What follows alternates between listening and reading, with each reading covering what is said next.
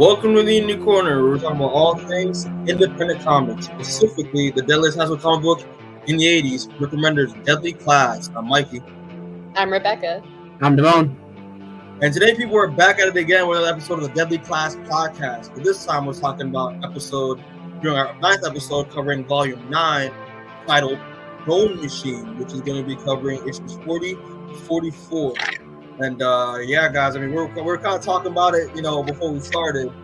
But this volume is batshit insane, and I really enjoyed it. Remender pulled some stuff that I didn't think he'd have the balls to pull off in this series so far.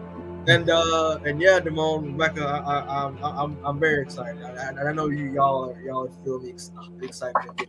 So, yeah, but just real quick, just like a quick recap. So if people haven't watched the last episode, you should check that out, because why would you be on episode 9 if you didn't watch episode 8? But for episode 8, we pretty much had the whole thing where Marcus and Maria end up going back to King's Dominion and shaking up the status quo for Scabnam's crew and all that, and just them integrating back as now upperclassmen, as now legacy, after the journey they've been on have been credited by Masterlin as pretty much on-set experience. So now they moved them up to legacy status, which is awesome. And also we got introduced to characters like Jayla, who is Willie's sister, who is now, I guess, the leader of First World Order. And also we got, the reveal at the end of the volume where Saya has returned back from Japan and Kenji's captivation, and is now meeting Maria for the first time since volume 3, because they haven't really seen each other since the stuff with Fuckface Manor. So. Yep, that whole raid. It's wild to think that's how long ago it was. Yeah, right? It's crazy. But yeah, people, that's pretty much it. We're gonna get into this because I'm too excited. But Rebecca, do you have issue 40, correct? Yep. All right, issue 40. Any thoughts on this cover? I think it's okay.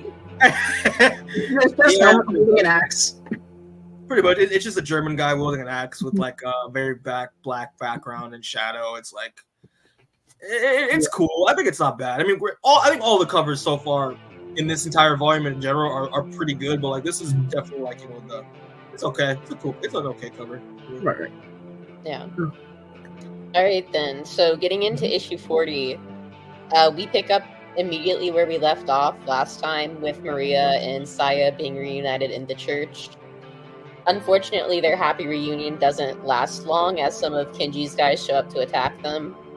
The girls fight back, including Zinzelle, who blacks out in a rage and kills one of the intruders, with Maria and Saya tag teaming the other one.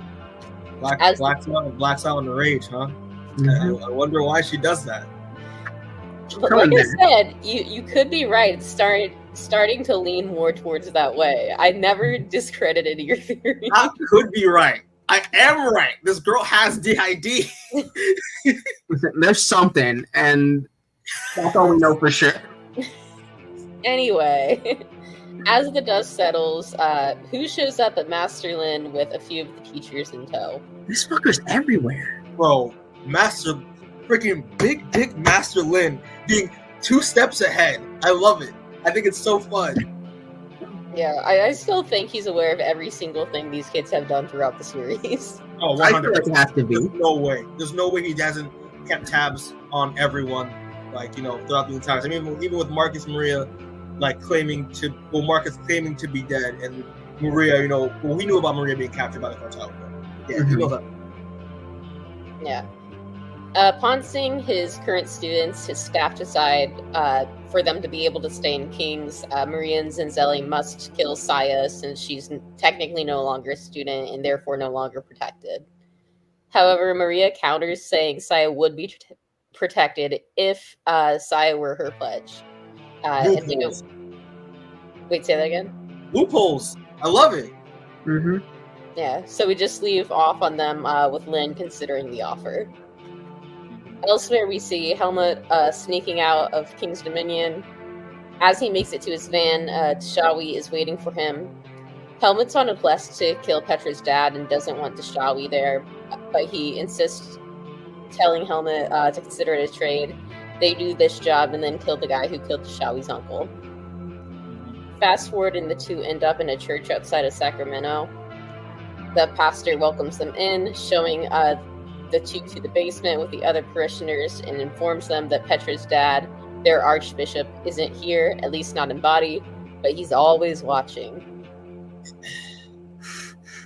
I thought this was brilliant, just because like when you walk in, like, because after hearing like all the stuff that Petra's described about like her father and like her and his like death cult, like I like the fact that Remender's like when you first get introduced to these people, it's in a nice, happy, normal, very evangelically like bright church. And then they go in the basement. It's like, oh no, that's just the front.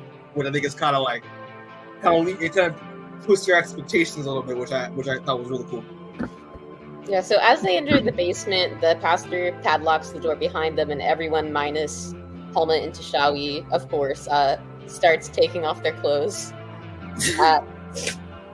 As the weird orgy ritual thing starts, a curtain is pulled up to reveal 3 people wearing animal heads and carrying swords.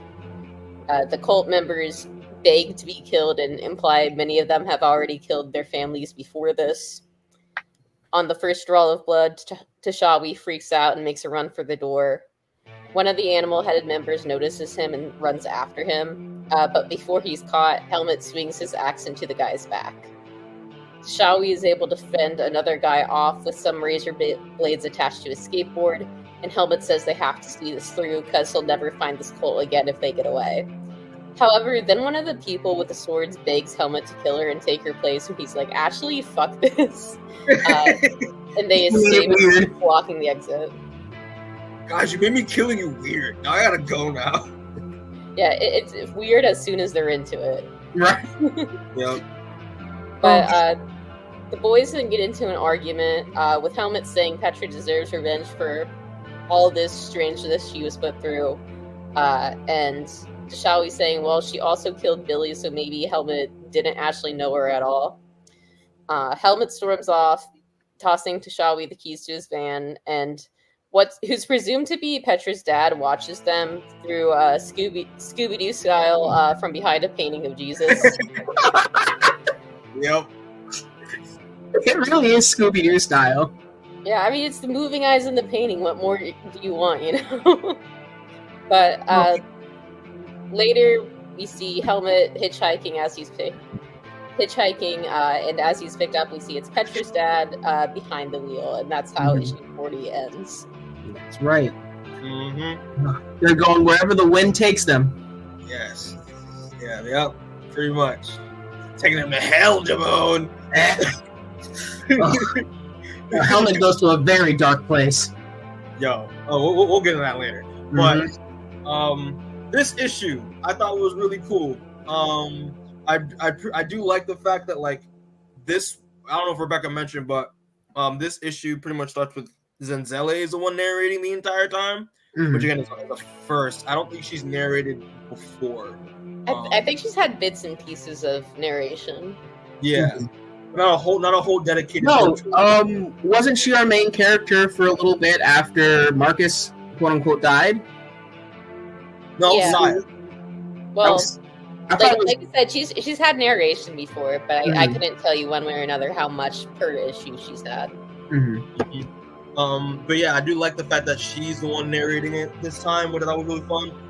Do love the fact that Maria and Saya, throughout all they've been through, together and separately in their own past, that like they come together and like they pretty much forgive each other, which I think was great. And to see them, I love the fact that when you think Lynn got the best of them, right? Obviously because he shows up out of nowhere, he's always like 2 steps ahead.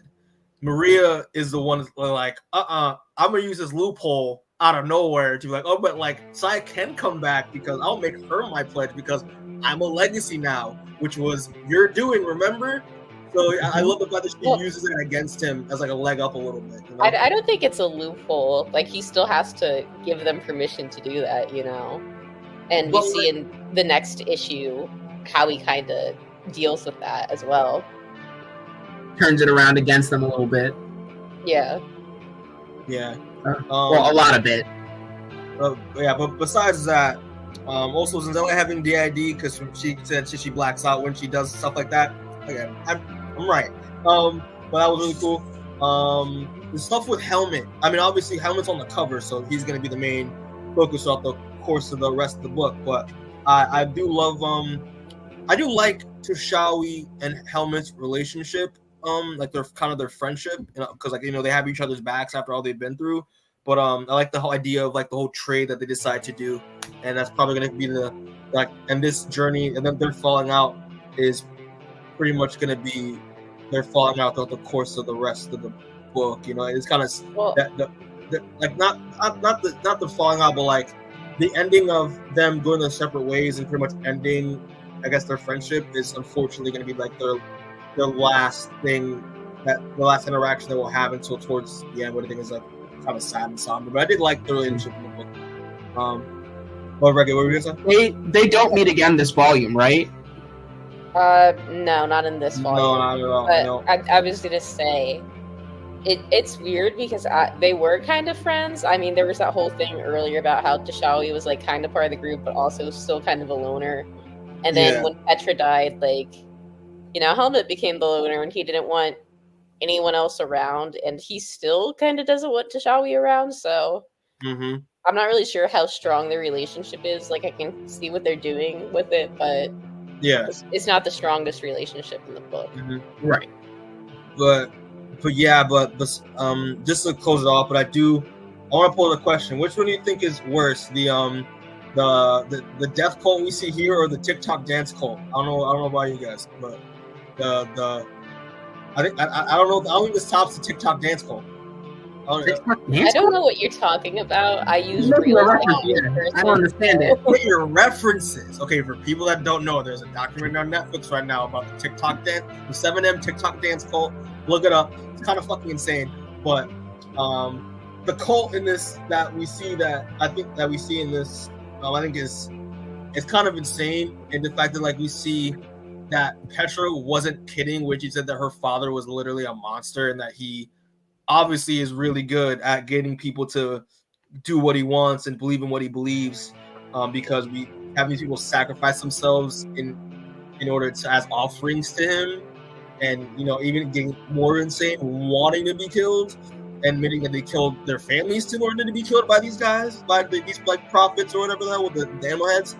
It's being like, Petra wasn't lying when she said like that her family, quote unquote, is literally insane. And I love the fact that like those acknowledgments that those teases that she's been giving us, we actually finally see that pay off in this issue so far. I loved it a lot. That was really cool. But that's all I gotta say. It's a cool issue, and seeing Petra's father with Helmet, like, it's a good spot because we don't see Helmet for a couple issues, so it builds that tension too. I have a thought, but I want to. That's for later, not for now. But I'm good. I think this was a good start to the volume. Yeah, I think he covered pretty much every lead in this book. Yeah. All right, so I guess we're gonna move on to issue 41. So who got issue 41? That's me. All right, so Demoan. All right, your show. So 40 good cover. It's just a yearbook photo. I like it. I like it a lot. Yeah, it has everyone on there. Yeah, it's cool. It's everyone together. Everyone, all the friends together. Yay! And it's just, Oh, yep. Friends and enemies alike. But you'll see why they chose this as the cover, because they do take a class photo. I don't understand why they do class photos at Dominions, but I do think it's kind of great. That's just a high school thing, right? I feel like that's just like didn't high schools back in the day do this a lot?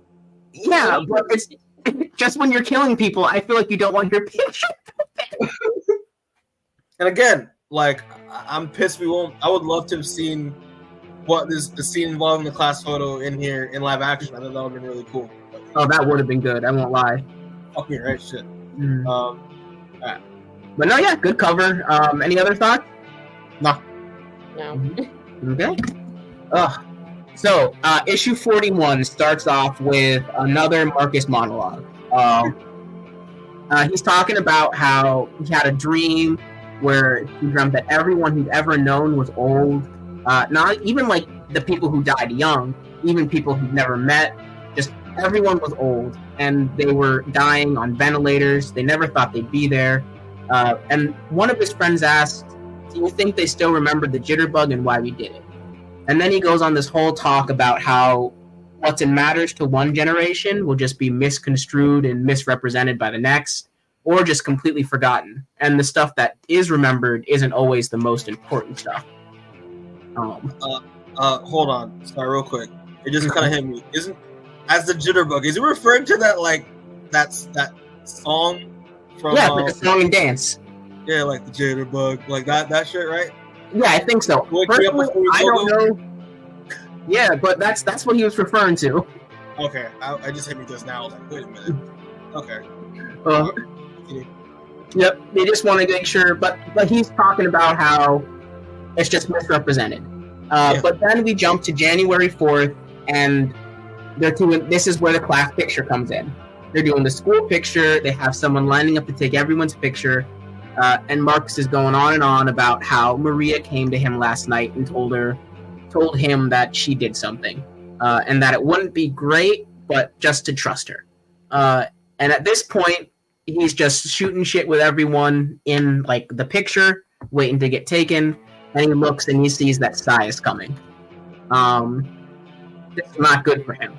He does not like that Syfy is back. However, Master Lin makes very clear that Syfy is in a bad position as he announces in front of the whole grade that Syfy is now a rat because she abandoned what she was supposed to stand for, and this was her punishment. And this is the part where I was just like, "Yep." This is how Lin turned it around. I thought that was genius. Mm-hmm. I was like, yes. He wants to make sure she's dead, and he's gonna even play by his own rules, which is, I guess, commendable, but also, I don't know, seems real cat and mouse kind of thing. But I thought it was really interesting just because now we're gonna see a dynamic switch where, like, obviously in the first volume, Syfy was one of the top dogs, Marcus was at the bottom, but now it's gonna be Marcus as the top dog and Syfy at the bottom. So I thought that was genius. I was like, yes. Oh, it was a great way to bring her back too. To keep her safe high, because now she's not safe no matter what. Yeah, and also, when do they have pins for rats? Is that everyone knows they're a rat? Yeah, but like, I feel like in my head canon, it's Lin. Like, I want to make this official. I'm like, we're introducing rat pins, and Syfy is the first one to get one. Honestly, I kind of wish she went with the handing her a box with a dead rat in it. I mean, she was going to dead rat at some point in this. Oh, you know what? They do have a scene with her locker, I think. So that's probably. Yeah, we'll get there. Well, I'll keep reading. I'm sorry. Yes, generalizing. But anyway, Marcus sees that Saya's back, and he's not having it. He doesn't like that Saya's back. She's a problem, not part of his plan. She was one of the dead friends he never expected to see again, and he just doesn't know how to handle it. But because she returns as a rat, she's constantly in danger. And for some reason, Marcus likes that a lot. It's just kind of showing Marcus is just kind of a petty dick at this point. There's really no other way around it. Like, he's like, Syfy saved my life once, but he's still holding on the grudge that she let Billy die. Which, like, rough, but it's also not completely her fault. Like, Buckface Manor was you brought everyone there. But anyway, after picture day, Marcus is going around, and he has another monologue, and he's talking about, like, wow, it's actually not that bad to be popular, is what it boils down to. I mean, that's what it boils down to. He says not that bad to be popular. He's walking around getting high fives, answers to tests. He's talking about how hollow friendships and handshakes and empty gestures is the true road to success. And because they think he can do something for them, they're friends with him now, which he says is fine, but he doesn't expect much from them either. And then this is where we come in with Saya. He goes to his locker. Saya's a few lockers down. She opens her locker, and the dead rat is right in her hand. She's holding it. She looks at Marcus, and Marcus just walks away without a word. Even though Saya said, hey, tried to talk to him, something. But he just doesn't want any part of Saya. She's toxic at this point. But then we flash to Marcus in the library, where Maria walks up to him and says, hey, Stefano invited us to a party. You should come out. It'll be fun. And Marcus says, no, I gotta study for the test. However, he already got answers for the test, so he's lying to Maria just because he doesn't want to hang out with her and Stefano. And so Maria and Stefano head out still, and Marcus is just kind of a sad sack alone. But he goes to a diner, and Saya meets him at the diner, just kind of stalks him there and confronts him, orders them both coffee, and Marcus says, hey, I can't talk right now, we're supposed to be meeting someone for an assignment. And to which she replies, good, the coffee will keep you awake then. So they talk a little bit. Saya immediately brings up how Marcus promised not to come back to Kingston. Marcus says, well, we were found, and now I have a better idea. Saya insists that you don't have a better idea, just leave. At this point, Marcus tells her, literally, you're radioactive, I can't talk to you anymore. I'm late for homework, and I also don't care what you've been through. To which Saya looks surprised. She still seems to have some kind of care for him, as she's worried about him getting himself killed. To which Marcus very cruelly just throws Billy back in her face, saying, never take life advice from someone living off an inheritance. True. Which is not the worst. Mm-hmm. But anyway, we flash then to Maria and Stefano at the club. Marcus, she's talking about how Marcus doesn't think men and women can be friends, and how Stefano is moving in on Maria, and how it's all planned by Lynn, and they're just trying to mess with the two of them, split them apart, just throw some drama in the air. To which they both agree with each other, that's right. But they're also talking about how Marcus is miserable by nature, and just doesn't want to be happy, and can't stand to see other people happy. And, of course, Maria's like, well, it's bad if we get too close. Master Lynn's trying to stir up a pot, getting us to sleep together. And Stefano says, he can do whatever he wants. We don't have to take the date. My family wouldn't be happy if we slept together. Your family probably wouldn't be happy. But us being friends would be great. And so he moves in, and as he's moving into Maria, some jackass comes and tries to force Maria to dance.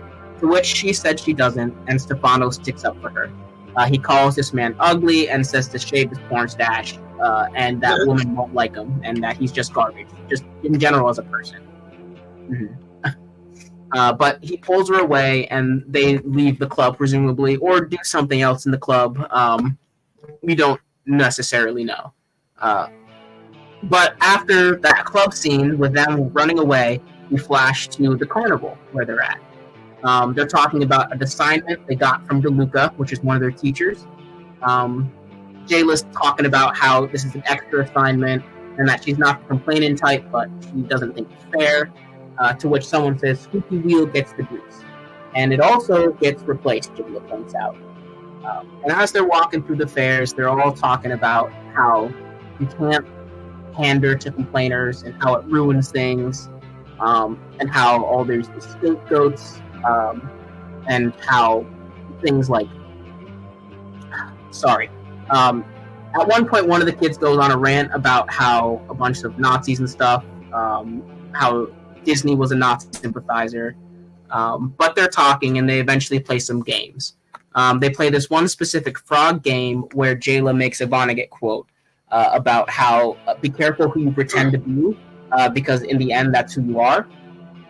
And she said she doesn't normally listen to crusty old white dudes, but this is an exception. Because she says that the people you surround yourself with represent you. And when you stop seeing yourself in them, they just kind of disappear. They're not as present.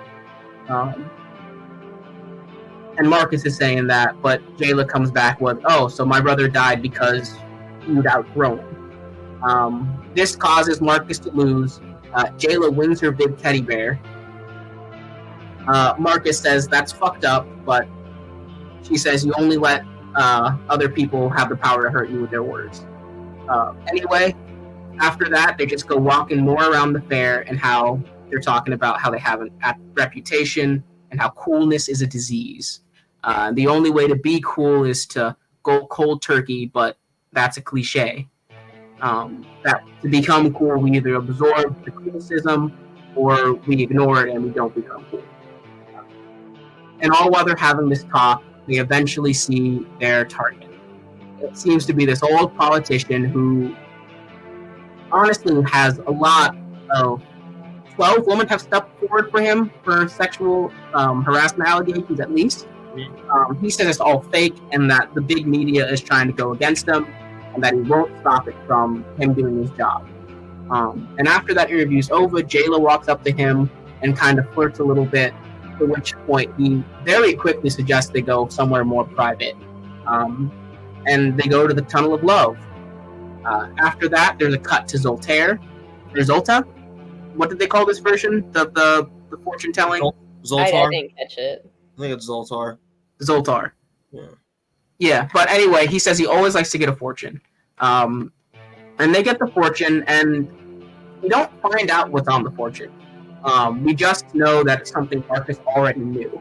But they're fighting over the fortune. Steven sees it and says, oh, sorry, because it's bad fortune. Anyway, they says, hey, we got some bad news from Zolty. They asked what it was, and he says it's something I already knew. And as we pan out from that, we see that Jayla has clearly killed their target and left the teddy bear right next to him in the love scene. And that's how issue 41 ends, with them saying it's something they already knew and a dead politician. Jayla just left evidence to a crime scene. I gotta remember, it was like the 80s. Do they even have... Was DNA evidence even when was DNA evidence a thing? I want to say it started in the 80s, but I don't actually know. Let me Google that while we talk about this. This issue was... I thought it was good. I do like the fact that, again, love the dynamic shift twist with Saya and Marcus, loving how Marcus is like, hey, I think I was wrong. Being popular is kind of nice. Everyone paid attention to me. Girls will have sex with me. People are getting me cheat codes to tests. I'm liking this shit. I can see what the fuss is about. Yet Saya's just like, doing her own thing and being like the loner pretty much. But I do like the fact even that the loner, she's being straight ostracized. Like people are actively avoiding her. Unfortunately, listen, she's a rat. She's a rat now. So everybody knows. When Marcus was a rat, she still took him in. That's true, right? And the fact that Marcus in character. Yeah, and the fact that Marcus is kind of being a petty dick about it, even though she did save his life, but because Billy and Willie both lost their lives due to what happened. I was about to say I could see why he would blame her, but in the end, he should understand that it's not really her fault. And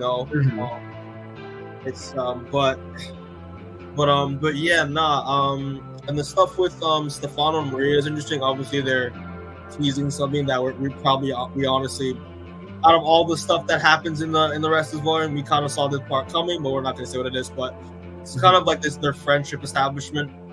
I thought was interesting. And yeah, this whole carnival thing about Marcus, kind of what's the word? Shit. He kind of is coming to terms with, just like his stance on life and how things are, within all the stuff he's been through, and like the fact that Jayla kind of calls him out on the stuff about like the stuff how the Willie didn't really matter to him if that's the mindset he's going about things. I think it's very interesting, and also I really do like Jayla as a character. She's this issue that made obviously when she was introduced and obviously when it was revealed to be what her true identity was. I do like the fact that we got more character stuff with her, and then her friendship with Marcus, and you kind of can see. I mean, I don't know about y'all, but like you do see Willie in her a little bit, and Marcus kind of, which is why Marcus seems to be getting that kind of like this nice little bond with her. So I like it a lot. But yeah. Yeah, I know at one point they say like literally exactly what you just said, that he keeps seeing Willie in her. Which makes it complicated when he wants to go with her. Yeah. He straight up says it's weird.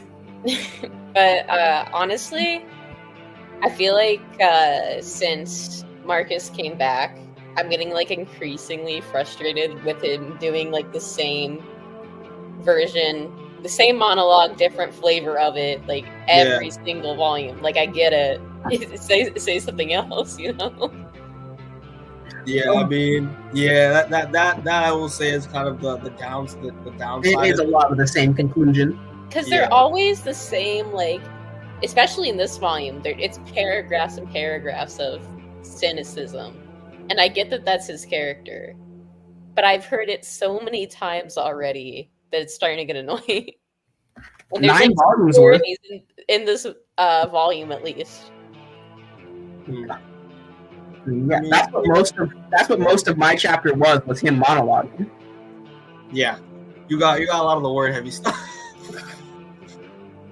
But yeah, I mean, yeah, I would say, I don't know, you guys would probably agree, but like Marcus, we saw Marcus, after he left King's Dominion, and by the time he came back, we saw some growth here. But now the fact that he's tasted while being the top dog feels like he's kind of digressing as a character for me, in my opinion. But yeah, that's just me. I don't know how y'all feel about it. Yeah, I think that like you become what you hate or like set out to destroy angle is interesting. But like I said, they just need to cut back on his monologues. I've heard it already. Yeah, true. Listen, when we get Rick Remender on the show, you can tell him that for yourself. Why do you cut down the monologues, Rick Remender? The hell is wrong with you? I'm tired of the constant cynicism in this book. So much. Oh man. But yeah. I thought this issue was good, and I just enjoy seeing Saya again. But even though her relationship with everyone is now different from how it was in the beginning, but I'm still happy that she's back and free from her brother. So. But yeah. So we'll move on to issue number 42. So, people, issue number 42, which is what I will be doing. Thoughts on the cover, real quick, people. This cover I really like. Yeah. What is it? The variant for this cover is also really good. Which is the variant? I didn't see it. Oh shit. Yeah, all the variant covers for this that I saw were pretty good. No, I'll show the variant for the first two we did too. Oh. So this is the first one. I'll full screen it. Hold on, let me see. So layout. All right, there we go. This is the first variant. Who's the artist on that? James Herron. Yo, shout out to James Herron, bro. Ultra Mega. Let's go. Sure. And then this is Antonio Fuso. Okay, I've seen this one before. That one is beautiful. That was real pretty. Okay. Especially with she has fans over her head, if you couldn't tell, with the way it was. Mm-hmm. The lighting. Which one was the one you showed off? Because I didn't put the full screen out. And then this is this issue. And who's the artist on that one? That looks awesome. Mateo Scalera and Moreno Dionisio. Yo, shout out to Mateo Scalera. He's also an artist I've been following lately. He's incredible. So, Hell yeah. yeah. But yeah, no, this cover is great. I like it. It's very creative. Very the use of like the campfire light as like the yellow as like the campfire light. Lighting up the character. I think it's awesome. Yeah, I have no really other thoughts. I think it's great. All right, so we start off. Sorry, you have anything else to say on this cover before we move on? We're good. I'm good. No, I'm good. All right. To start this off, it is January 27th in Lake Tahoe, and it starts off with Marcus taking a shit. He's taking a big old shit, and he's pretty much referring to pretty much how he's just like describing like the pain that he's feeling and all that stuff, but the fact that he acknowledges that the pain that he's feeling involving this massive shit he's taking is not drug induced, and it's just happening. So he's just wondering like what do you do to deserve this? But he's also referring to something he used to say when during one of our favorite issues, the Vegas issue back in Volume 1, where he used to refer like every time he was on the toilet, he used when he took those like 20 tabs of like acid. He referred. I think what was it called? It was when he was on the toilet, he would refer to it as crap. He's like, oh yeah, he would just be repeating white knuckling the handicap rails over and over and over again to Billy when Billy was knocking on the stone, asking what was going on. So I want to add that. I thought that was really nice. I thought that was really funny. But he's pretty much while he's giving us our monologue on the toilet, he's pretty much talking about how what's the status between him and Maria. And at the moment, Maria is always going out and always drinking with Stefano, and she's just every time that happens. And obviously, remember, I was about to say Maria is bipolar, but no, that's only for the TV show. She's just crazy in this one. But it's just every time she goes out and gets drunk, they always end up with an argument, and that's been a constant thing. And while she's been going out and doing her own thing, he's been doing his own thing, trying to go up into the social, enjoying his status in King's Dominion. And at the same time, he told Maria straight up that, listen, I don't like it when you drink. You gotta learn to you don't always have to drink in order to have fun. And also you have to be more aware of your surroundings and all that stuff. She's not really listening to it, but he pretty much set the ground rules for the relationship, and she's not really having that. But also at the same time, he's been talking about how he's been hanging out with friends, and mostly hanging out with Jayla, and how much fun he's been having hanging out with her, and how Rebecca said, and I said previously in the last issue, that he really does see Willie in her, which makes sense why he's getting along with her so well. Then they went to a movie, and he actually enjoyed himself and had a good time, and yeah, it's he's enjoying the time he's spending together with her. But at the same time, he is like, yeah, even though I do really want to have sex with her, just because I crave connection. But yeah, so it transitions to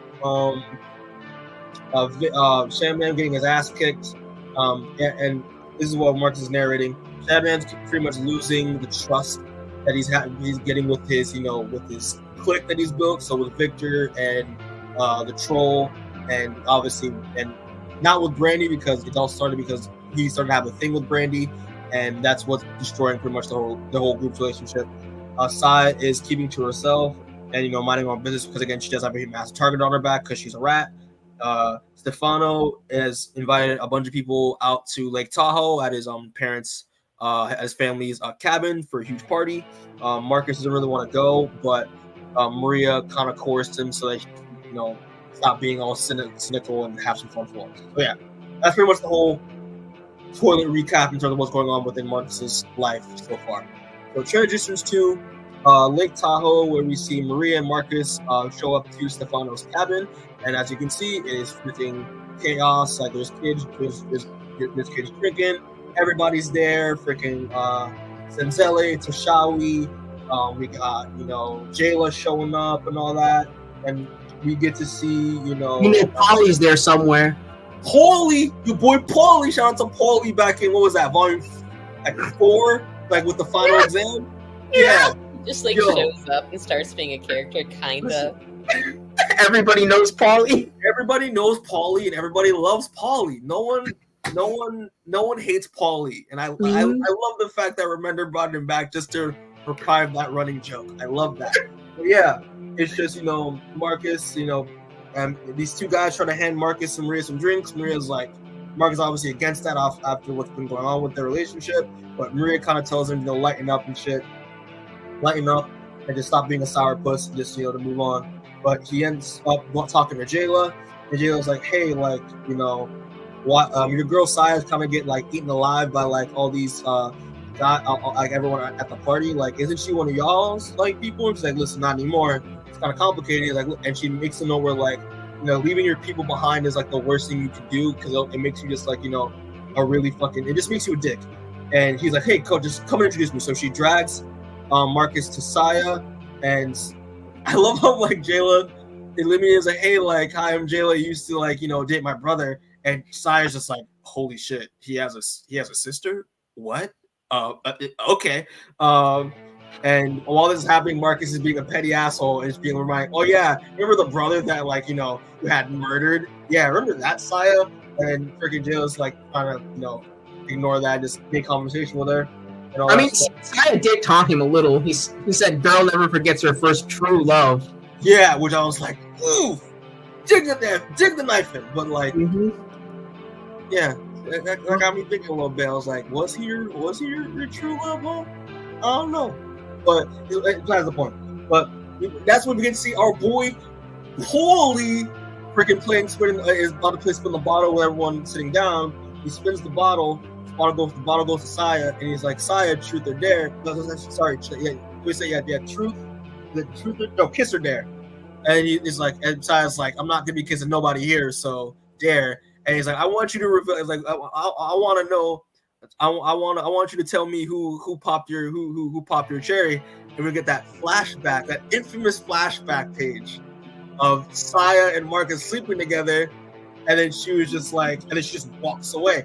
And then Jay was like, what was that about? And Marcus was like, I have no idea. And I'm like, Marcus, you do know. You do know what's going on. And then dude, stop. This is just for me, but I thought it was interesting, kind of I guess, small reveal that what's it called? That Marcus was Saya's first. Is that what Remender's implying here?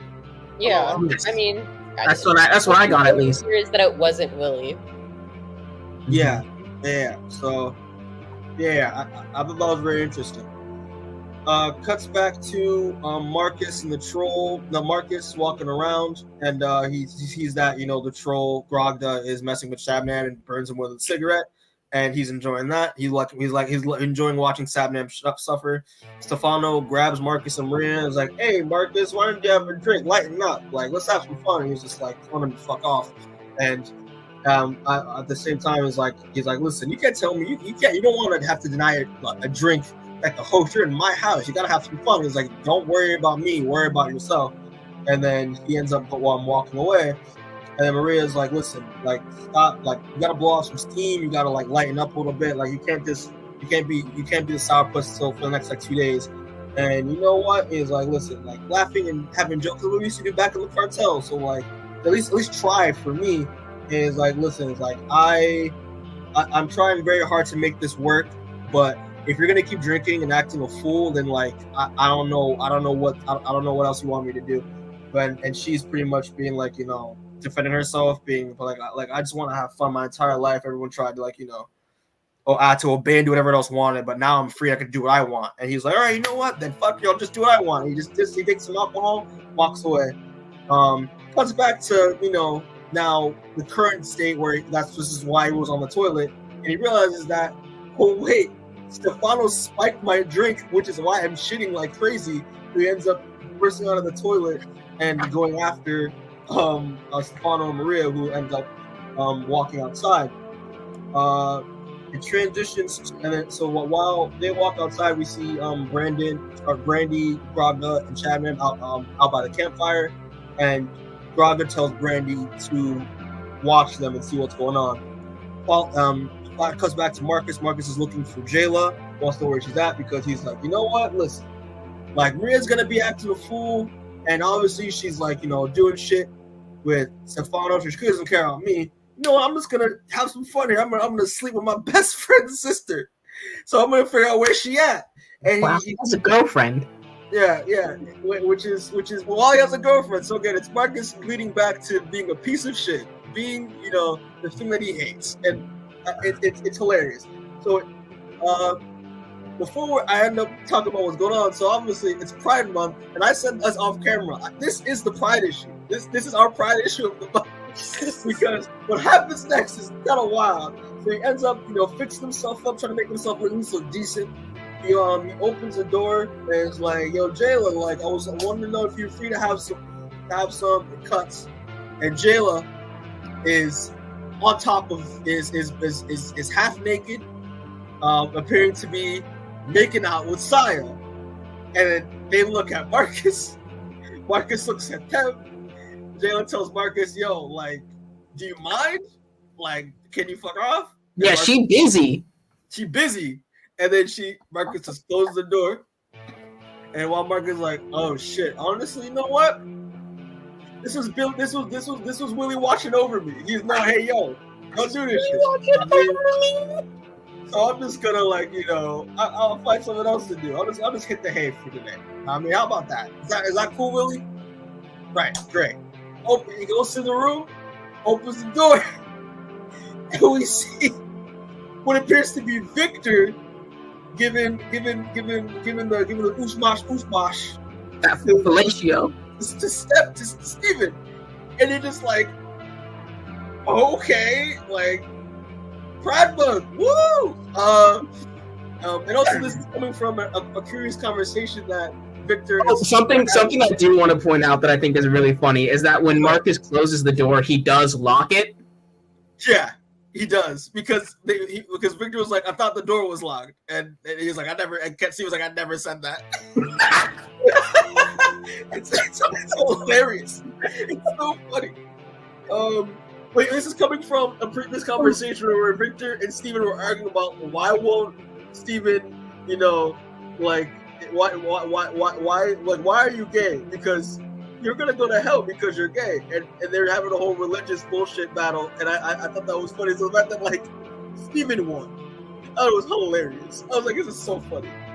But furthermore, Marcus, due to the frustration of him not being able to fuck his best friend's sister and not being able to get going to sleep, he has to go downstairs, taking the stereo, which is just only playing Fleetwood Mac on repeat, and he smashes it in outrage, which he thinks that everyone's gonna shun him for it, but no, he becomes the king of the party because he freed everyone from the suffering of Fleetwood Mac on repeat. I think it's so funny. He doesn't get what he wants. I think it's hilarious. I love the Mac.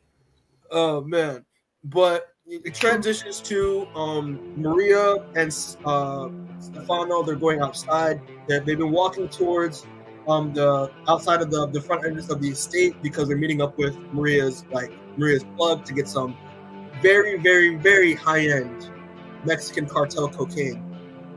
And while they're doing that, they meet up with her plug. The plug, her plug gives her, her deal, gives her stuff. And right when he's about to be like, "Hey, where's my thank you?" And he's about to pretty much rope her, and she was like, "Yo, get your hands off of me!" And then he's like, and then literally took out a gun, puts it up to her neck, and is like, "Guess who sent me?"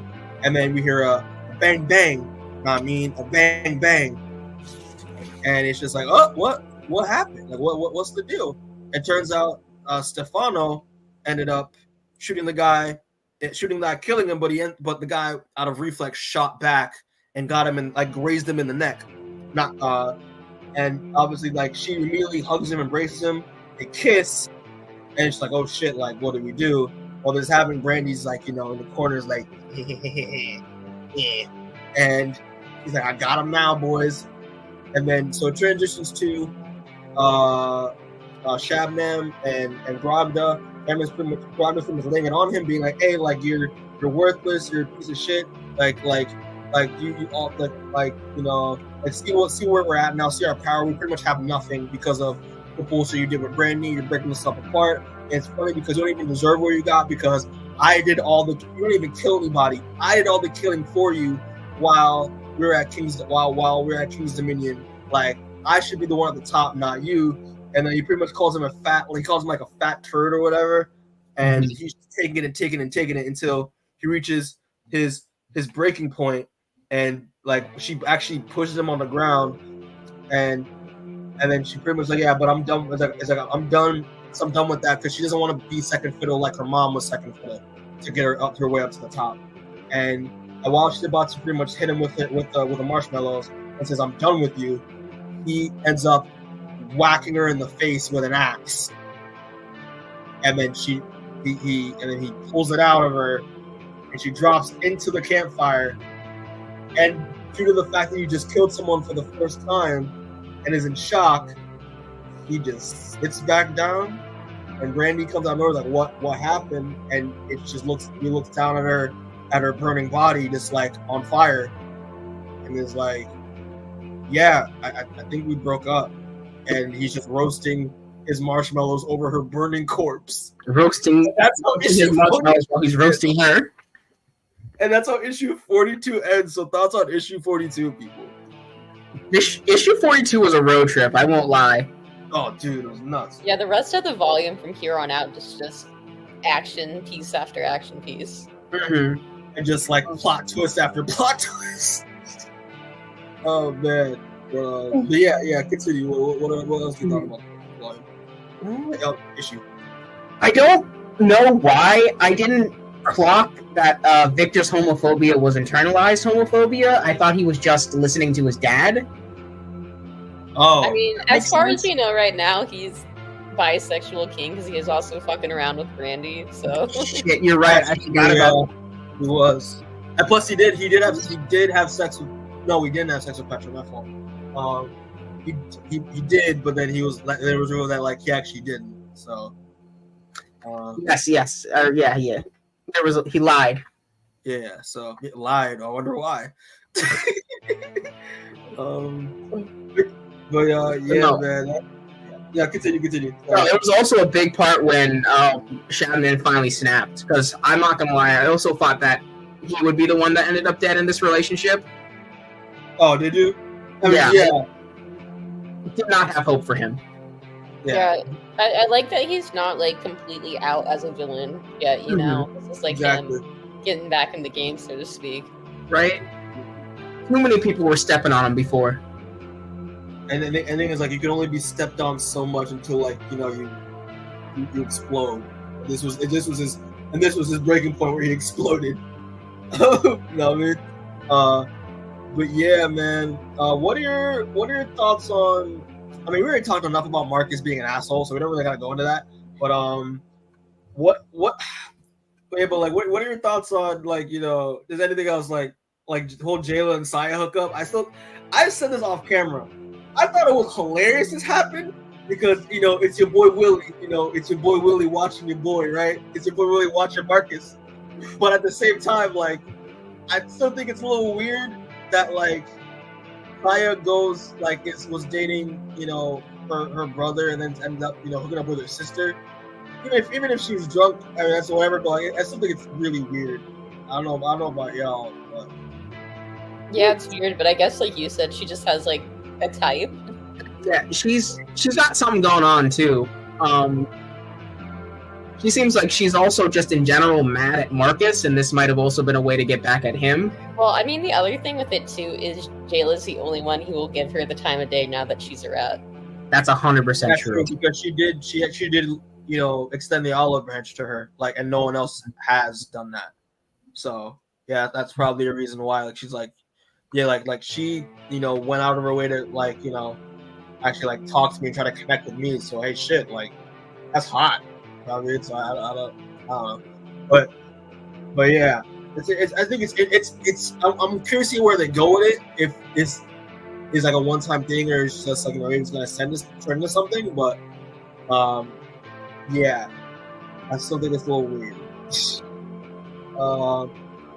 But yeah, and also, what are your thoughts on the whole Stefano and Maria thing now? Now that they've, like, you know, I don't care about Stefano, so. Yeah, I don't really care about their relationship. Okay. Stefano is in the story exactly as long as Stefano needs to be in the story.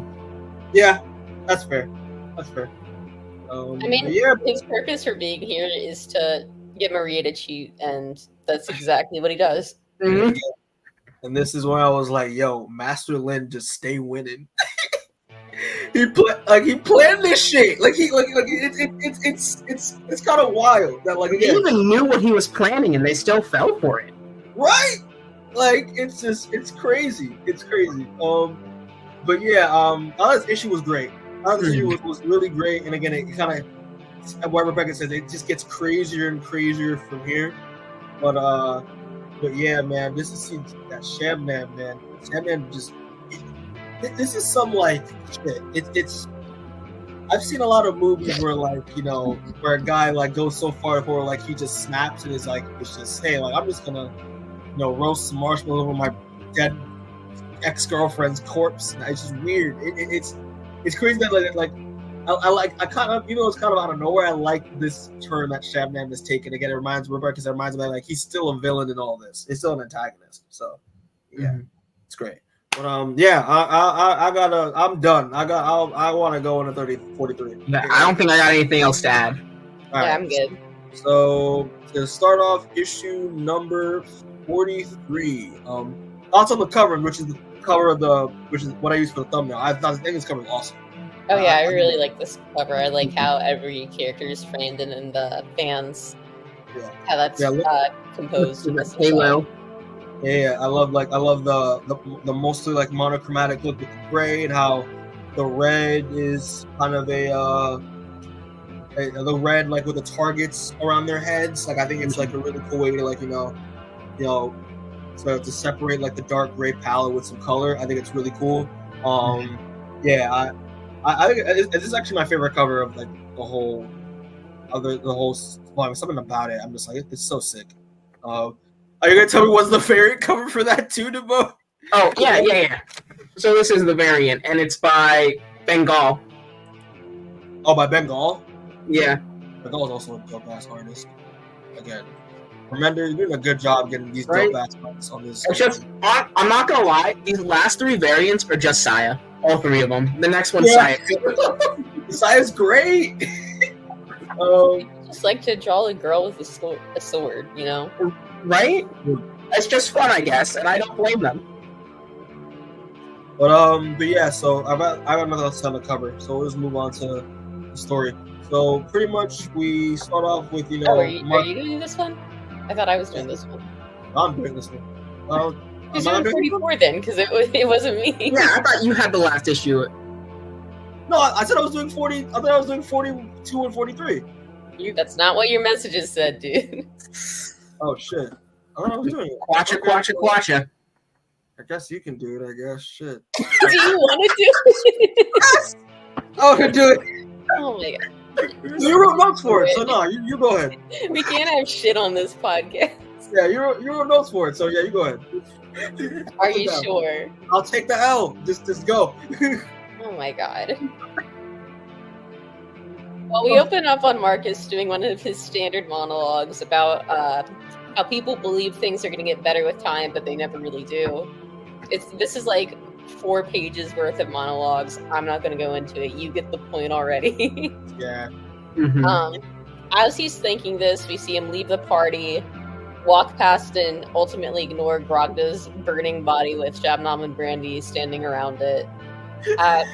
And he stumbles upon Maria and Stefano fucking. Yo, but real quick, right, before we get to that, I just love the fact that he just walks past them. It's just Shabnam and just like roasting those marshmallows, and Brandy's just there with him, and in front of like Grogda's like burning corpse, and because he doesn't care much about Shabnam, he just ignores it, and she's just like, your girlfriend went that way. I died. I thought it was so funny. Oh, the vile laugh too. Oh man, it's oh shit, it's so good. It's such a good moment. But yeah, fucking no. Yeah, so upon seeing this, Marcus immediately falls to the ground and throws up. Right. And they notice him and they stop. And Marcus runs off into a very goth-looking helmet, surrounded by like ritualistic animal killings. Is the only way I could describe it. Yeah. Back with Maria and Stefano, they're rushing to get dressed when they get surrounded by cult members. Maria says that they can take them if they fight back to back, but Stefano just runs off without her. So fast. Oh my god. So there's a lot of cutting like between characters for the rest of the volume, so there's going to be a lot of like elsewheres in here. So elsewhere, Shabnam and Brandy are still sitting around the corpse fire when the cult shows up. Brandy gets sleep darted, and Petra's dad, who's there, tells an unusually calm Shabnam that this is going to be a very special night. Wait, hold on. We're on the tape. Did you mention that your boy came back? Who's my boy? Not your boy, not your boy. Well, like Helmet. I said that already. Did you? Yes. Okay. Well, that was fun. Yeah, well, Helmet came back.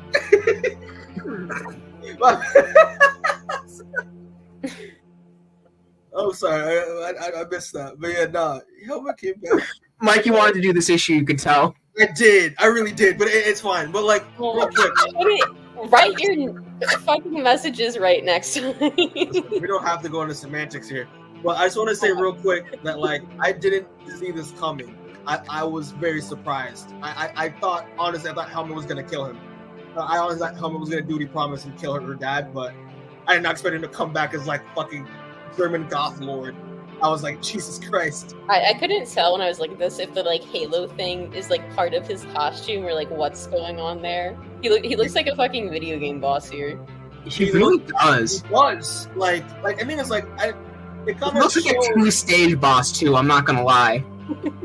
It's kind of wild, like how drastic of a change we saw him from when we last saw him in issue 1 to issue 2. Because his hair is like dark and black. He's wearing like goth. Well, he already was like a goth like Viking already, but like now he's more goth than Viking.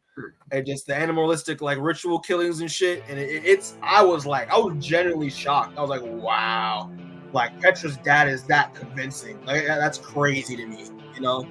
I mean, to be fair, he also wasn't in a good place mentally. True. And you know what they say? It doesn't take too long. What's it called? Best way to get into a cult is to be in a state of very bad vulnerability. Yeah, just fact. I can't say that's untrue. Mm-hmm. Yeah. So moving on then. At the party, Zenzelli and Tashawi are making out when they catch a glimpse of Marcus being chased by Helmet. But before they can take action, cult members start busting through the windows and slicing people up. One cultist aims a gun at the two, but before he can fire, Saya appears from above and just slices the guy's arms clean off. So strong. So sick. I think this is like the first time we've seen like a clean cut from her in this comic. I feel like I haven't seen anything like that intense in a while, at least. Really?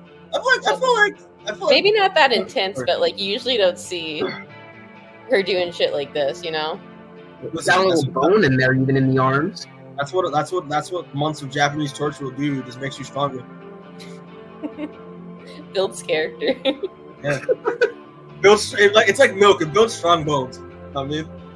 Yeah. Along with this, Jayla, Steven, and Victor also appear to hold off the cultists and try to barricade the partygoers from them. Mm-hmm. Over with Marcus, he's still running for his life and dodging axe throws, and Helmet tells him that the only thing that he wants to hear when Marcus is trying to speak to him is a confession. He won't reason with him or anything else. Outside the cabin, Petra's dad asks Shabnam who's responsible for Petra's death. Shabnam doesn't directly say it, but, you know, as per usual, it's implied to be Marcus. A captured Polly is brought before Shabnam, and the dad asks if he was involved. Shabnam says, not really. Polly's just, like, kind of there, but he's just a red shirt, so basically cannon fodder anyway, so it doesn't really matter if he lives or dies. And then Polly gets his eyes stabbed out. Bro. That was so unnecessary. Okay, not gonna lie. This was the thing with me when I said off camera where like Remender does stuff that does stuff I didn't think he had the balls to do. This was strike one. This motherfucker killed Paulie. Okay, It's what you don't do. The most beloved character. Polly the Immortal, Polly, who everyone likes, Polly, who no one even bothers to kill because he's such a nice guy, died. And I was like, God damn it. Like, why would you do this? Goddamn shame is what it is. Oh my God. Remember, when we get you on the show, you're going to get a talking to, because this is unnecessary, okay? Oh, man. Rip to Polly, man. Rip to Polly. Inside the cabin, Saya says she's not protecting anyone but herself at this point. She's through with that. And Victor volunteers to protect the other people here. They try to open the door to escape, but they're just met with intense flames. And outside the cabin, once again, Shabnam looks on, admitting to Petra's dad that calling him was a great idea, despite what Rogda said. And Petra's dad just responds that burning people, well, he doesn't say it like this, but burning people alive in a cabin is what love's all about. And that's how we end this issue. Oh, man. Oh, shit. Well, so I just want to say real quick. So pretty much like confirm that like that he's been talking to Petra's father. Is it implied that he's been talking to Petra's father for a little while? Like is that what? He had his number for some reason, at least. Yeah, I don't know where that came from. So I was like, I was maybe thinking like, is that maybe like explain like maybe why like Shabnam's been a little bit like dark since the beginning is because maybe he's somehow like not since the beginning but ever since he like gained massive amounts of power he's been like he's been part of this death cult this entire time. That'd be kind of funny if that was the case. But my headcanon is just that they have one of those old school phone books with all the parent contact info. Yeah, like instead of the yellow pages, because it's for like assassin school. It's from assassin school. It's like the black pages, something like that. Little black book. Yeah, the little black book. No, the big black idea. Just I can call the head of the mafia because he's bullying my child at school. Oh man, but yeah, man, this issue was nuts. This issue, like again, just I really thought that Helmet was gonna kill this man, but then again, he just like Rebecca made a fair point. He wasn't, or either it was you or Rebecca or Demoan made a fair point that he wasn't really in a vulnerable state to begin with. So it makes more sense why he would be susceptible to be like conformed the way he did to join this cult, and it also made me realize, Petra wasn't kidding when she said her father was a monster and that like he is dangerous. Her father is unfortunately good at what he does. Very good at what he does, and it's like he makes a very interesting threat for like the rest of the kids so far. I mean, like they've never really faced a threat like this before in terms of like they've dealt with obviously the assassin school. They dealt with the assassin school right against them. They've dealt with the cartel. They've dealt with the Yakuza, and now they have to deal with like cult fanaticism. Like that's insane.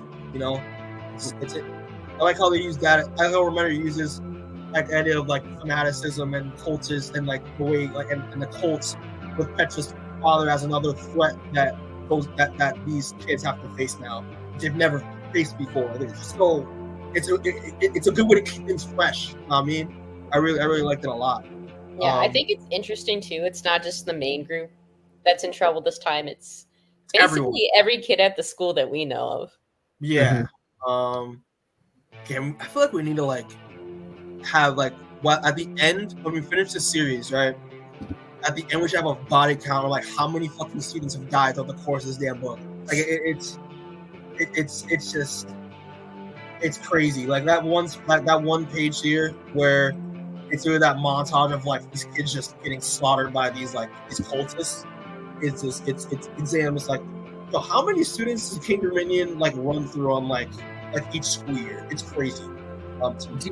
There's probably been a few classes where no one survived, to be honest. There has to be. A graduating class of 0.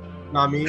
Yeah, I mean, they say in this issue, too, there's, like, freshmen there. They're like, we don't know how to fight people. We don't know how to fight. And then Victor, our proud gay leader, steps up to the plate. I think it's so hilarious. Pride Month. Oh man. But this issue was nuts. And yeah, man, again, it's just now Shabnam with being the mastermind, joining forces with now Petra's very influential cultist father. That seems like a very bad combination. Like that's not good. Not gonna be good for any of them. I mean, but this issue was good. I mean, it's just good. It's great action, and and Helmet taking revenge on Marcus. I don't know if you mentioned this before, but like, do you think that Helmet trying to take revenge on Marcus for Petra's death is justified? You think so? Like, I'm not really sure. I don't know. I would say it's justified, but like Marcus can't be mad at Saya for letting Willie die if Helmet can't be mad at him for letting Petra die, Yeah, I think that's exactly it. I think it's almost literally the exact same situation. Pretty much. Mm-hmm. I mean, they're meant to foil each other in this. Yeah, that's true. But yeah, I thought this volume was great. Again, I thought it was really, really good. And yeah, well, definitely the start of the action, or not the start, but well into it. For sure. But yeah, I'm done here. So, any more thoughts on 43? We're going to 44. That's a good issue. All right. Yeah. So, moving on to the last issue number 44. Thoughts on the cover real quick. I think it's cool. It's a culmination of what's been going on. Right? That's the snakehead collar with the rat. The symbolism there. Mm-hmm. Oh no. Who is you see that, like, that outline of that person on I'm top? pretty sure it's Billy. You have I have a better view because it don't have the artwork. Oh yeah. Okay, let me full screen that real quick. Is that Billy? Maybe that's the only person I could think of. And then the other side is the Saya variant. That's cool. By Sean Galloway. Yeah, I'm not sure who it's supposed to be. Maybe Petra, but I literally can't tell. Like, wait, is Saya even on this cover? She's not. Well, she gets the whole variant to herself. Remember? Oh, no. But like, I mean, I don't get that. But it could be Saya too. I'm constantly confusing her and Petra in the covers and art. Yeah, that would make sense actually. Yeah. So yeah, I think it's Saya actually. That just makes more sense to me. But, it's somebody. It's somebody. But I'm gonna go with Saya. But yeah, just all thoughts aside, I think it's a great cover. I think it's really cool. But yeah, so to move on to issue 44, which I clearly plan to cover. But it starts off with Marcus, a flashback with Marcus, and his papa in the wilderness, pretty much in the story wilderness, and Marcus pretty much talking about how, like, like his dad, both of his parents, but mostly his dad visits him like every time he goes to sleep in his memories. And he remembers the time where he went into the wilderness with his dad. They were hiking up a snowy mountain, and he hated it. He did not want to be there. He had no reason to go there. He felt like his dad dragged him out there. But then they go up to the top of the hillside. They get this amazing view of these mountains, and he's just like, "Hey, listen, like, you see those mountains up there? Like, that's where God lives." And he's just like, "This is where I personally find like serenity and peace." And I wanted to do, like, as my son, I wanted to share this with you. Just just relax and just simply just be here. And young Marcus is like, I can feel it, and he's like, "You still want to leave?" He's like, "No, I want to stay here with you forever, Papa." And Marcus, while this is happening, he's narrating about how, like, he always finds every time he remembers moments with his father and his mother, just his family in general, it's his ounce of, like, perfection and honesty, and and it's kind of like a hard reflection for like how it all went down, like, in the end for them. And it's really interesting. But while this is happening, Marcus is actually being dragged by Helmet, and literally it's just like, but while this is happening, Marcus is kind of hallucinating and is seeing Helmet like his father dragging him and being like, we were just like, why Marcus is talking. He's like, we were just lost. And he's like, no, and his dad's like, not lost, but found. And he's like, where God lives. And then Billy comes in and is like, when I told my mom that I didn't believe in God, my mom thought it's your loss because people that believe in people are religious are mostly happier. And Billy's like, hey, listen, and it cuts to now Helmet as Billy, and Billy's like, hey, listen, if religion probably like was gonna give me the hope I needed to get through what I went through, I probably would have done. You probably would have been religious too, but wouldn't even matter in the end. And he's talking about how, and then Helmet talking about how Petra was, that similarities that him and Petra shared, and how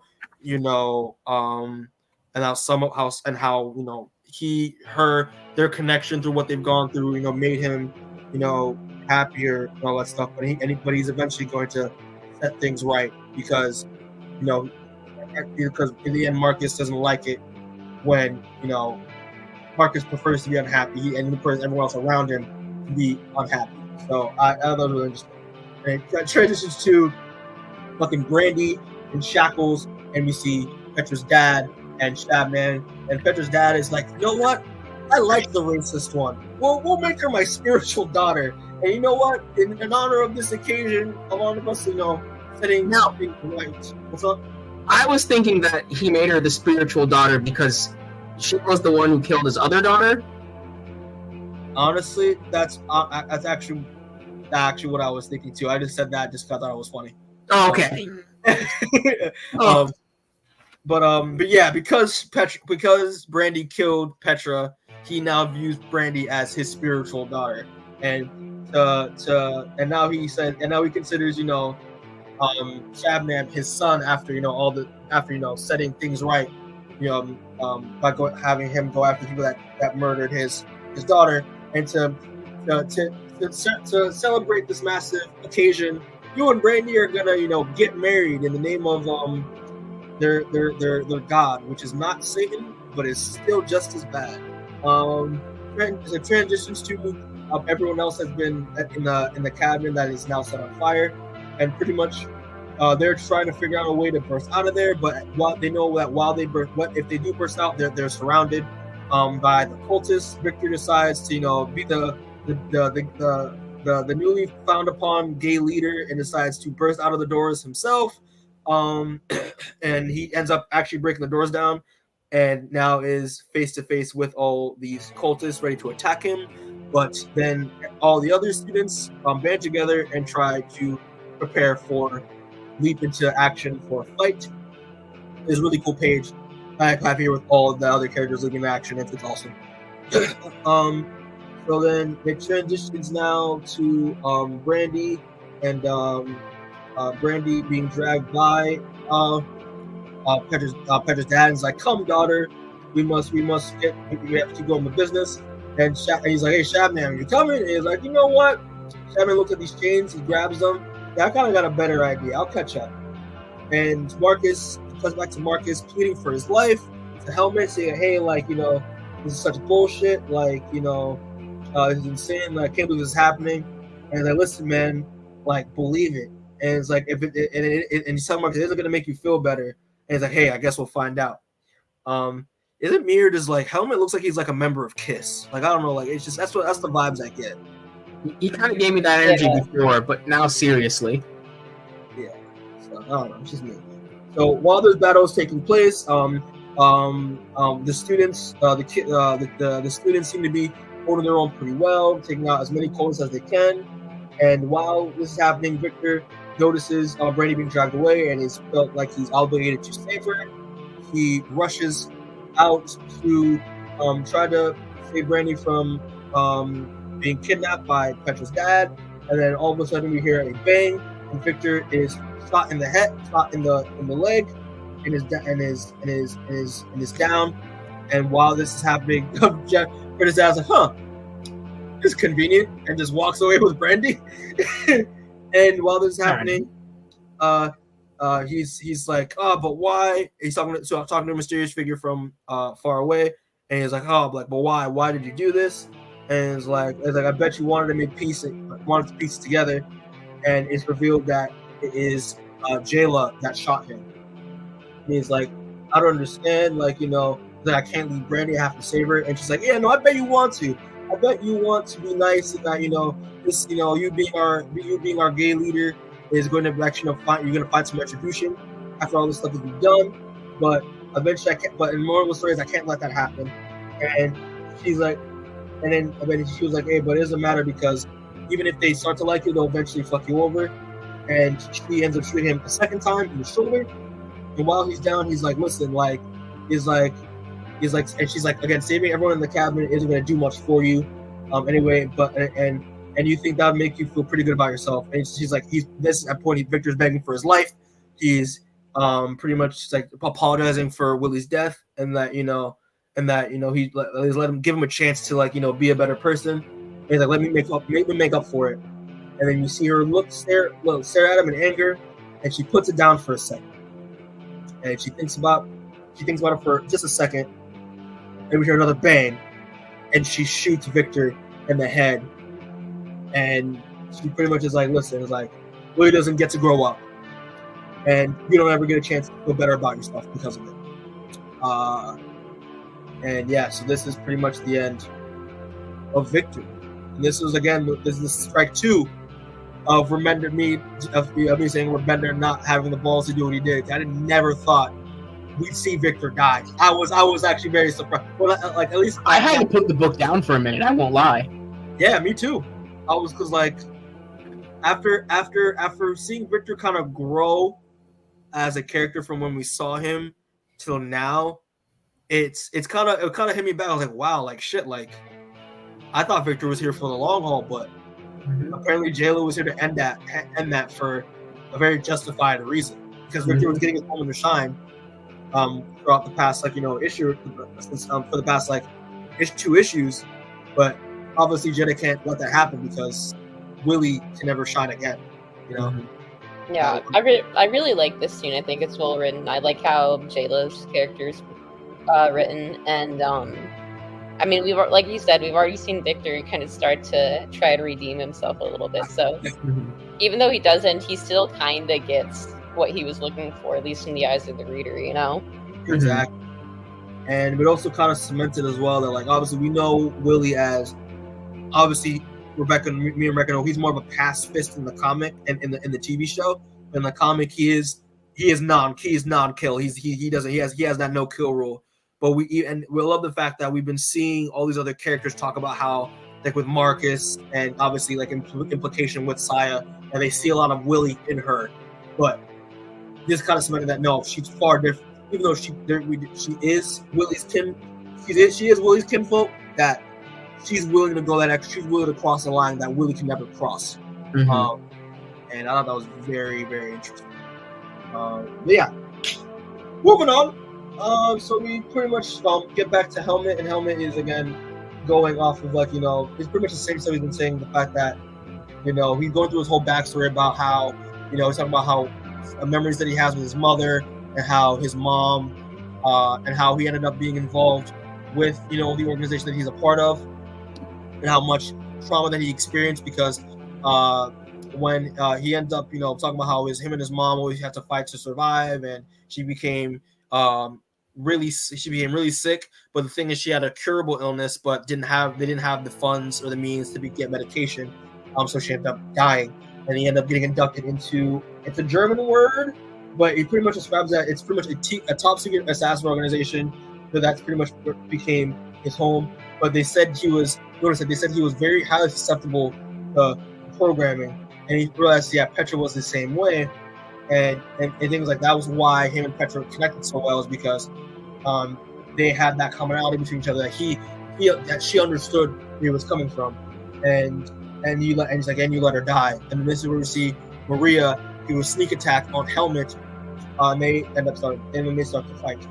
And while this is happening, Maria kind of beats the crap out of Helmet for a second, putting him down on the ground. Marcus grabs his axe, while Maria breaks him free and is about to do the finishing blow. Transitions to Saya, and Saya in the battle, and Chashawi is about to be killed by this cultist. And Zenzelli notices it and protects her mans by killing the cultist about to kill him. But then she realizes, but they both realize that she killed somebody without, blacking out into her other personality, and which is again progress. And while this is happening, Saya kills kills her last cultist, and then you guessed it, Shabnam does what he does best and knocks her out and kind of knocks her in the back of the head with a freaking rock, and she takes the shackle that he grabbed off the ground earlier and shackles her to the burning cabin. And it's just like Master Lin sends his regards, and he's like, listen, and I just locked my position as valedictorian, and Saya is trying to get to Shabnam, trying to slash him as best he can, but he's far away. He's like, hey, listen, it's like, I know you're tempted to throw that at me, but listen, you don't want to lose your father's sword, do you? That's like where your honor's at, know what I mean? But hey, listen, like, you think even though your dad's sword is cool, his sword can't cut through those chains, but there's something else they can cut through, and it's as that medium shot pointing down her arm, and you're just like, oh shit. Okay, maybe I'm just stupid, but can't she cut through the wooden post that it's attached to? No, you're just smart. No, that's not a pole, that's a pipe. That's a metal pipe. It's a pipe? Yeah. Oh, is it? It's a pipe. I thought it, okay. I thought it was a post. I guess I am just fucking stupid then. Never mind. You almost got me. I was like, yeah, she could do that. Why didn't she do that? That's a metal pipe. Yeah, that's not cutting for that. Good call, Mikey, because I thought that was wood after. I have to go back. And check. Why'd they color it brown then? It could be it's an old ass cabinet. It could be a rusty ass pipe. Maybe, but it's not very clear to the reader. It's lighting. It's lighting, and it's color. It's the color palette. It doesn't matter. So transitions to Marcus, about to do the finishing blow onto Helmet with his axe, but he ends up dropping the axe and saying that he can't kill Helmet. Listen, Marcus, he's developed a little bit. Helmet pretty much says too bad. It ends up getting Maria holding Maria by the throat, ready to kill her. And he's pretty much saying, at least admit it. Admit that you didn't want to save Petra, and that you let her die, and then you let her die. And he pretty much says, yeah, okay, all right, I did. I'm sorry. I didn't help Petra. I could have, but I watched. And he's like, good. Now you have to watch again while I kill Maria. And we hear 3 gunshots. Nah, I mean 3 bang bang bangs, and it's revealed to be Stefano killing Helmet, and Helmet dies. And you're just like, oh, another one I didn't see coming. Yep, didn't see that at all. And then Helmet immediately runs to Maria, and Stefano runs to Maria, and Maria's just so in shock, and he came back for her. And Helmet's like, of course, like, I was out of bullets. I didn't actually run away because I was scared. I was out of bullets and wanted to reload my gun so I can go back to join the fight. And then while he's narrating, Mark is talking about how, like, loud, like lights are stroking, like loud music's going in and out, and like, he's just in shock of like what he's witnessed. And the most, not just that Helmet died, but the fact that he's seeing Stefano embrace Maria, and like he's talking about how, like, and that fact, like, he'd never leave Maria again. He'd never leave you in danger. And he's just, he's talking about Marcus is just, it's just he's hearing the hyenas. Hyenas laughing at him and just cackling at him. And he looks at the Uzi that Stefano just dropped, and and then he just grabs it. And while he's saying that, he's like, and they whisper from behind the window, lions are consumed. So kneel down, grow mange and teeth. Join us once and for all. And all we get is a blam blam on a black screen, and that's how issue 44 ends. So thoughts on issue 44, people? This is another great issue. Again, action-packed, very fast-paced. keeping you on your toes the entire time. I also really appreciate even the development with Zenzelli, where she's not going into a blind rage anymore, at least for now. Yeah. Yeah, that is interesting. And I'm curious to see how that's gonna go on with her character moving forward. If she is gonna be able to control, her other personality coming out. I'm actually now wondering if it's like a trigger with her hammers, if that makes sense. What do you mean? What do you mean? Because she didn't have her hammers for this whole fight, and she didn't do like the blackout thing. But I think every other time she did it, she was using her hammers, wasn't she? Not when she not when she was at the church with Maria and Saya when they were fighting those dudes. I did forget about that one way in the beginning of this volume, even. Yeah. That just happened, Demoan. But I don't know, guys. That'd be a really cool way to take it. But no, I do think she did. I mean, she got DID. Her personality. She got a personality in her. To see if she can be able to control that or not. Well, granted, you can't really control DID, but that's interesting. But yeah, man. It's just I don't know, y'all. What y'all think? You think Marcus pulled the blicky, or is this another twist that Remender is gonna drop on us next right when issue 45 starts? I don't know about y'all. It's like I think this is gonna be a twist. Like I've been mistaken too many times, especially with Marcus, where it's like, oh, he's dead, and it turned out no, he's still here. You know.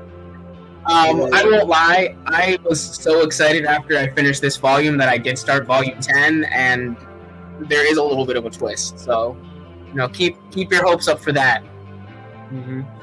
But yeah, man, freaking rip to helmet. I mean, I honestly was surprised. I also thought he was gonna go last towards the long haul. Know what I mean?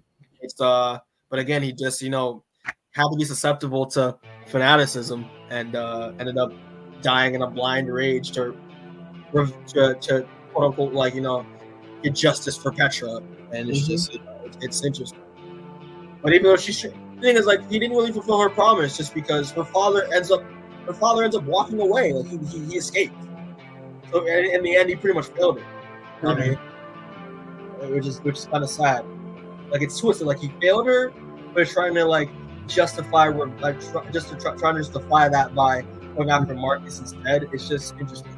Also, the fact I don't know if you mentioned before, but he also wanted to go after Master Lin too, because that was a part of his revenge plan as well. Yeah. Well, not only did he fail her, but he also joined the one cult he specifically was not supposed to join. Exactly. So damn. Her father just had a way of talking to people, apparently. Her father just has that cult riz, Rebecca. It's just, I don't know what to tell you. He literally says in this issue, I'm more predisposed to brainwashing, and he's just still doing that shit like it's nothing. Exactly. But yeah, other than that, what are your thoughts on this issue besides what we mentioned before? Anything you want to bring up? I think it's really just a good issue. I mean, I don't have anything left to say about this issue specific. Yeah, it's just a solid issue, I think. It's really good. I'm curious to see where Jayla goes from here. I mean, because again, I do like the fact that she is there is definitely some Willie. You can definitely see Willie in her, but I love the fact that she is willing to cross the line, and kill somebody, unlike Willie did. I'm actually curious to know if how old she was when her father was killed.